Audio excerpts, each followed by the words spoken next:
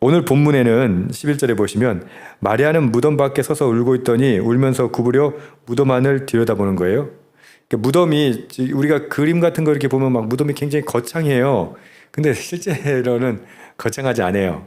입구도 이게 뭐 막 문을 탁 만들어 놓은 게 아니라 그냥 사람 겨우 이렇게 시체를 옮겨서 들어갈 정도, 구부려서 옮겨서 들어갈 정도니까 한 높이를 한 1m 정도 그렇게 봅니다. 그러니까 구부리지 않고는 그 안을 볼 수도 없고 들어갈 수도 없는 거죠. 그래서 이렇게 구부려 가지고 무덤 안을 이렇게 들여다 보니까 천사가 있는 거예요. 예수님 누웠던 곳에 한쪽은 머리맡에 한쪽은 발편에 이렇게 앉아 있는 거예요. 그 천사들이 마리아에게 묻습니다. 여자여 어찌하여 우느냐? 그러니까 마리아가 대답합니다. 사람들이 내 주님을 옮겨다가 어디에 두었는지 내가 알지 못해서 울고 있습니다. 그런데 이 말을 하고 이렇게 뒤돌아보니까 사람이 하나 서 있어요. 근데 14절에는 분명히 예수께서 서 계셨다라고 하는데 예수인 줄을 마리아는 알아보지 못합니다. 그리고 예수께서 또 이렇게 물으세요. 어찌하여 울며 누구를 찾느냐? 그러니까 마리아가 예수님이라고 생각 안 하고 뭐라고 생각했다고 해요? 동산직이라고 생각한 거예요.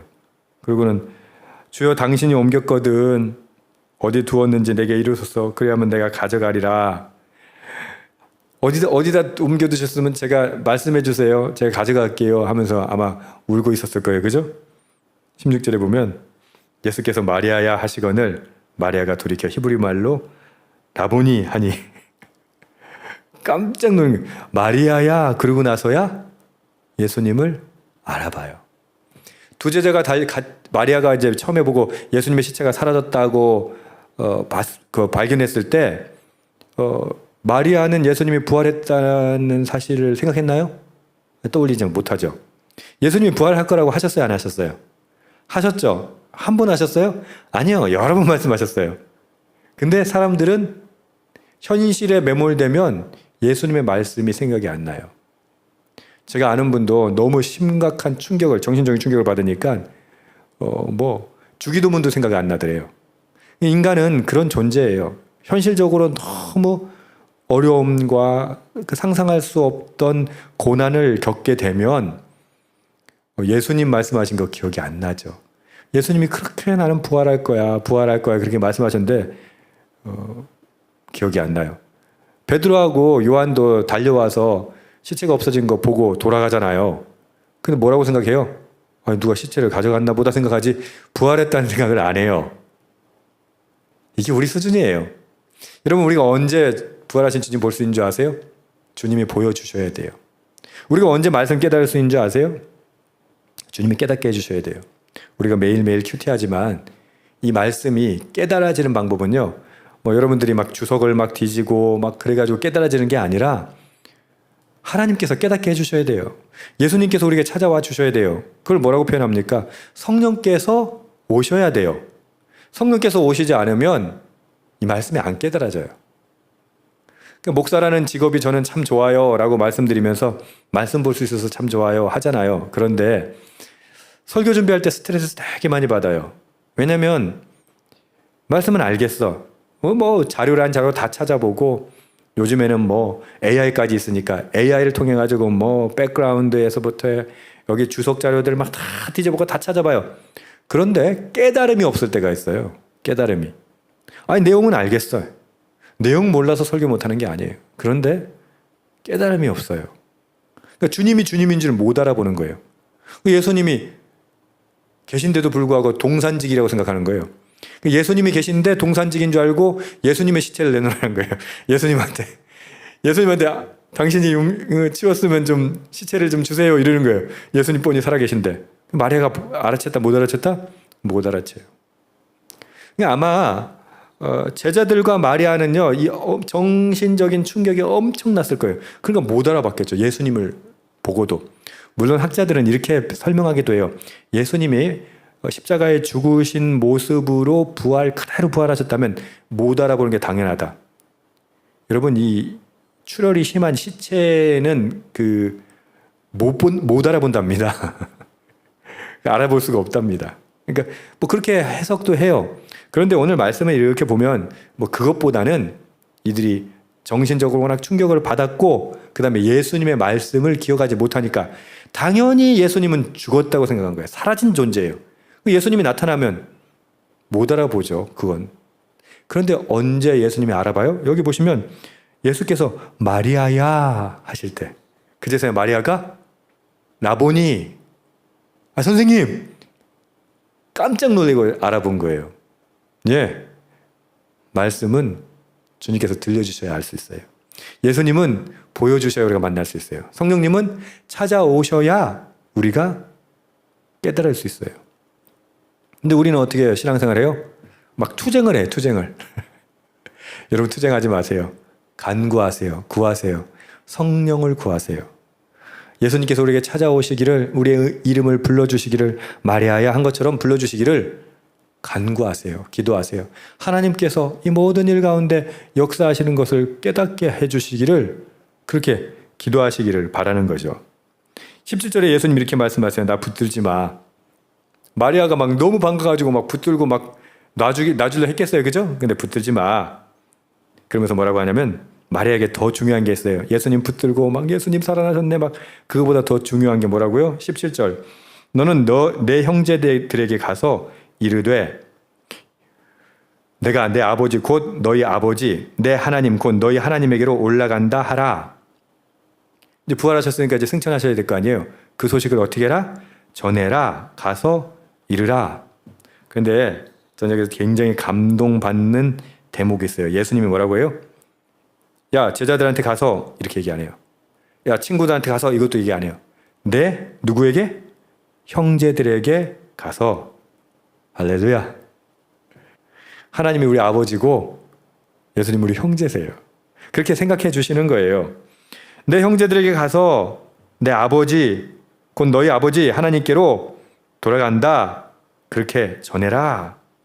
이렇게 말씀하시는 거예요. 막달라 마리가 어떻게 해야 돼요? 계속 예수님 붙들고 있어야 돼요? 아니죠. 여러분 이게 문제라니까요. 은혜 받음은 성령은 항상 우리에게 말씀하세요. 가라. 그리고 전하라. 근데 우리는 어떻게 해요? 요즘에는 뭐 기도원 잘 안 가지만 우리 옛날에만 하더라도 기도원에 자주 갔었거든요. 산기도 올라가고. 그럼 그렇게 은혜를 받아요. 그럼 어떤 마음이 들어요? 내려가기 싫은 거예요. 주님 뭐라고 하세요? 당신을 보여주시고 우리가 말씀을 깨닫게 하시고 감동을 주시고 우리 안에 정말 놀라운 영적인 능력을 주시고 꼭 하시는 말씀 뭐라고요? 가라. 그리고 뭐 해라? 전해라. 이게 그리스도인들에게 가장 중요한 성령의 체험과 그 다음에 이루어져야 할 일의 메커니즘이에요. 은혜 받은 자는 가야 돼요. 그리고 그 은혜를 전해야 돼요. 근데 우리는 어떻게 해요? 그 은혜 받는 거에만 모든 걸 다 바치죠.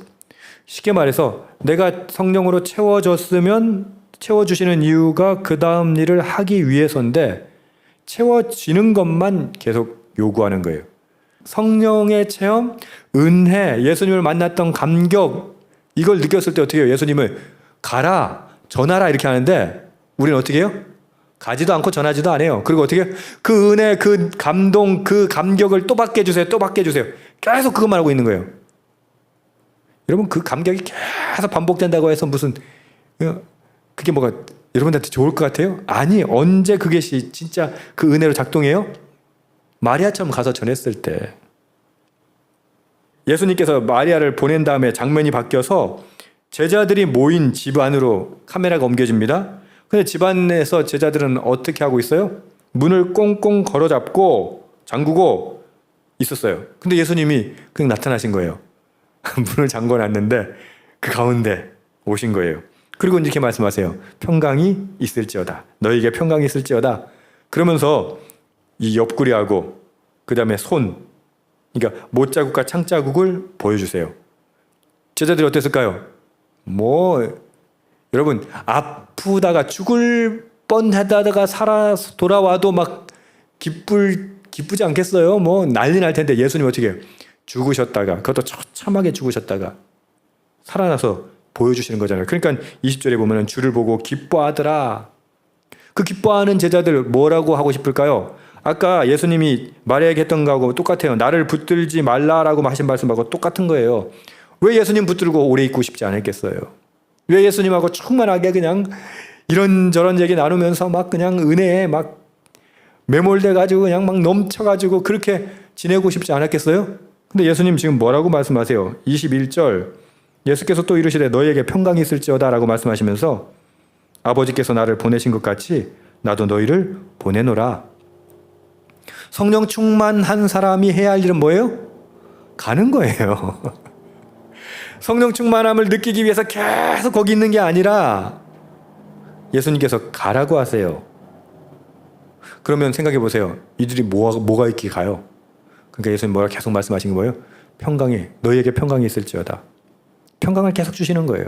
그 평강은 어떤 평강입니까? 문제가 없는 평강이 아니에요. 문제가 있지만 주님 주시는 평강이 있는 거예요. 어려움이 있지만 환난이 있지만 핍박이 있고 고통이 있고 눈물이 있고 어쩌면 죽어야 하는 길이지만 예수님 뭐라고 말씀하신다? 너희에게 평강이 있을지어다. 저 여러분이 오늘 이 말씀 들을 수 있는 영적 귀가 열리기를 축복합니다. 너희에게 평강이 있을지어다. 아멘. 근데 그 평강을 왜 주신다고요? 왜 충만함을 주신다고요? 은혜를 주신다고요?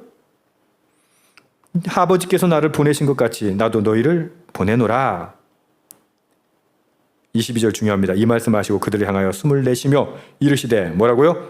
성령을 받으라. 아멘. 성령 충만해야 하는 이유를 우리는 알아야 돼요. 왜 성령 충만해야 합니까? 아버지의 명령을, 사명을 감당하기 위해서. 여러분 큐티하면서 왜 우리의 삶이 회복되기를 원하세요? 왜 말씀을 통해서 우리가 굳건해지고 강하여지기를 원하세요? 이 세상에서 잘 먹고 잘 살라고요? 아니요. 아버지께서 보내신 것 같이 예수님 우리를 보내시기를 원하세요. 그러기 위해서 평강을 주시고 성령 받으라고 말씀하시는 거예요. 저 여러분이 성령 받기를 축복합니다. 평강으로 충만하기를 축복합니다. 뭐 하기 위해서?